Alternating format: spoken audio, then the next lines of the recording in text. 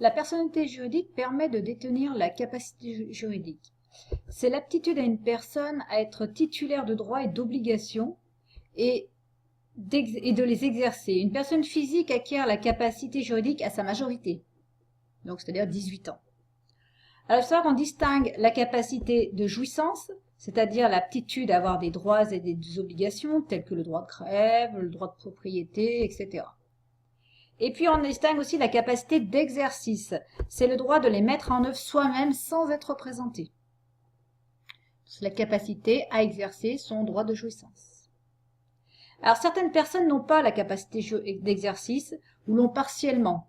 Alors, il y a déjà les mineurs, les majeurs protégés, c'est-à-dire c'est des personnes qui, en raison de leur état de santé physique ou mental, est privées de l'exercice de ces droits sans l'assistance d'une tierce personne.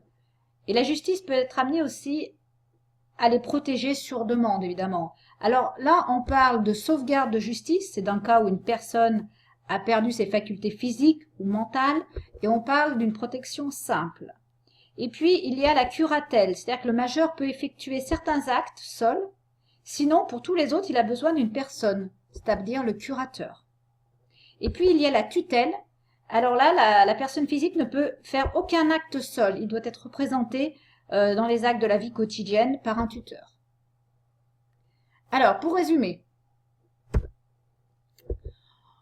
on a notre capacité juridique, c'est-à-dire que la personnalité juridique permet de détenir la capacité juridique qui va nous donner des droits, une capacité de jouissance et une capacité d'exercice, avec des droits et des obligations.